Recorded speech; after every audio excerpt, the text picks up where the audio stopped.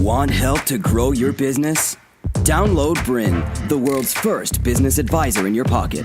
To find out more, visit BRiN.ai or search the App Store today.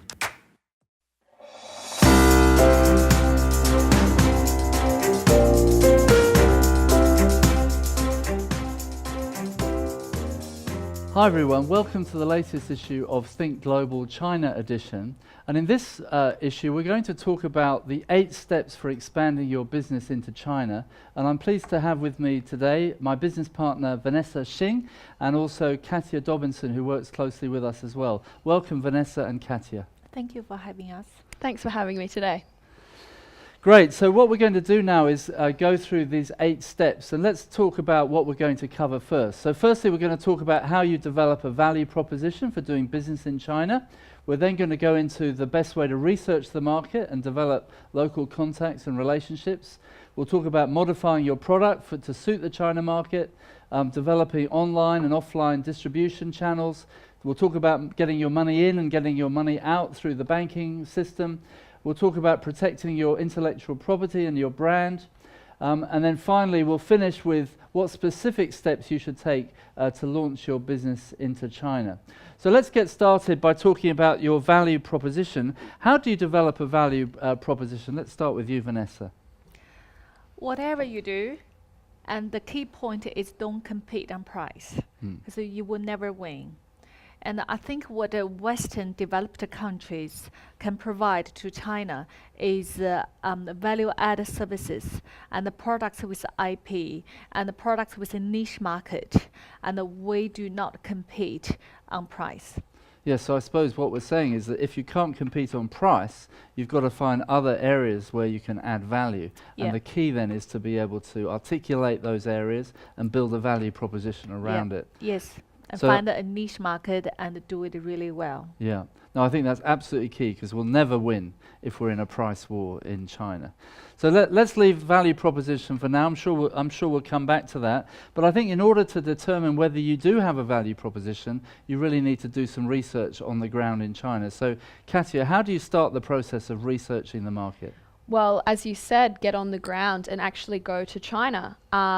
You know, if you're trying to research from here, access on the you have the internet, but a lot of information about China isn't actually on the internet. You need to go there and you need to see it for yourself.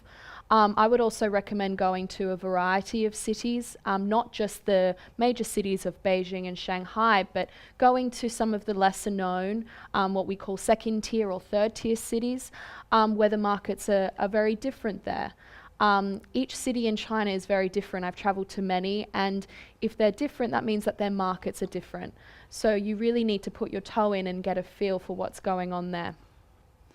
Yeah, and so now we've got you on the ground in China. Vanessa, what's the next step? How do you actually go about doing the research? I recommend everyone have to absolutely conduct the market research before you enter into the China market. So when you do the research, you can choose to have a local consulting firm to conduct the research for you. It can be in your own country or can be in China. There are many consulting firms in China doing market research, who the companies are owned, the consultancies are owned by the Westerners who understand your culture, probably easier to communicate with you. They are probably a bit more expensive and they're probably a bit far-reach because they you live in a different country. You probably find it difficult to handle. And if it is, and you can find a local consultant in your country who are bridges between the two countries and who doing lots of facilitation work for Chinese investors or between the countries, the trades, so you can use them to initiate your market research. Yeah, I mean, from my experience, it's quite easy to get primary level research in China, even off the internet, but it's of pretty low value.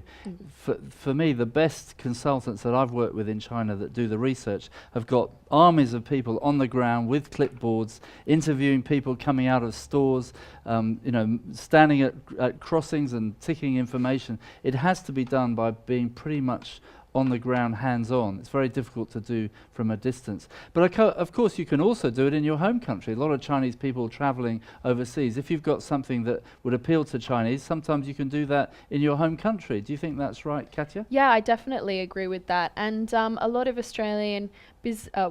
lot of Western businesses are targeting the inbound Chinese tourists and also Chinese students studying in their countries and testing their product on them first, because it's a big step to go into China to test your product over there. A really great way and a cheap way to do it is in your own home country, because we all know that there are a lot of Chinese people emigrating and traveling overseas. I think also the other big benefit from that is then if they like your product, if they're a tourist and they like your product, they can actually bring it back home with them and give it to their family and their friends. And then all of a sudden you have a distribution network in China, because even though you've started it in your home country. So that's a really important way and a really innovative way to distribute your product into China. Yeah, we've seen some examples of that on the ground, haven't we, Vanessa? Like pharmacies, where the health supplements and pharmacy-type products, they're actually allocating parts of their stores for Chinese customers to come in and actually source product directly from the country that they're in. That gives you another way to test the market. Yes, for Have sure. you seen examples of that?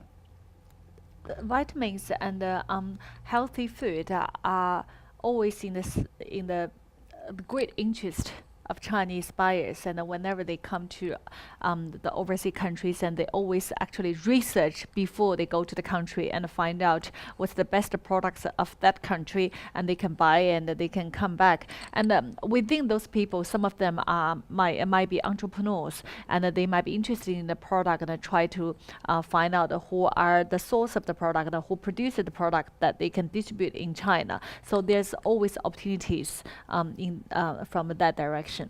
Yeah, so I think what we're saying is that you've really got to research. You can do that either in China or do it in your own home country, because of the numbers of Chinese tourists, students and others traveling here. Any other thoughts about research? Where would you start? Where would you go if you wanted to do your research in China? What would be, how would you choose one city over another? I would conduct market research into what cities are specializing in certain products. China's a huge country, and as you've mentioned in other episodes, they have a very strict plan, their 5-year plan. So they've actually planned which cities or which areas are going to specialize in certain products or services. So, and that information is widely available on the internet here in the Western world. So I would learn that. For example, if you are a car manufacturing business and you're manufacturing automotive products, you can go to certain cities that have identified that city is a hub for that product. So that would be a great place to start. Yeah. Anything to add to that around how you would choose one city or another? Which city are you from, Vanessa, and why would people start to go to your home city? Well, China is quite big, as Katya said. So every time if someone asks me where should I start with China, I said if you don't know which city, at least you need to first segment China into south and north.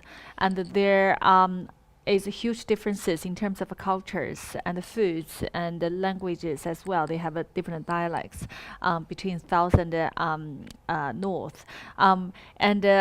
Also, I totally agree with Katya. They have the cities are segmented into specific areas: ITs, manufacturings, and small goods manufacturings. And in general, Eastern Coast are generally more open than the western areas. And I actually come from a city called Xi'an in west of China, northwest of China. And if you know terracotta warriors, the underground army from Qing dynasty, that's where it is. And the people in the second tier cities, they generally are less developed than the coastal areas. So first understand your products and then find out, do your research to understand where your products and services suit the best in north or west, in the Po Delta River or in the Long Delta River. So cut China into a few segments and start from one territory. It's a difficult concept, isn't it, for the Western world to get used to. A country of 1 billion people, 1 billion consumers, and we're not used to those kind of numbers. There's something like 102 cities in China that have a population of 1 million or more. I mean, Xi'an, which is maybe a city that people haven't heard of, what's the population of Xi'an? 10 million. 10 million people. And Chongqing, 30 million. Another city that we love going to is Guangzhou in the south. And one of the reasons we like Guangzhou is because it was one of the first parts of China to open up. Now, Katya, you've lived in Guangzhou.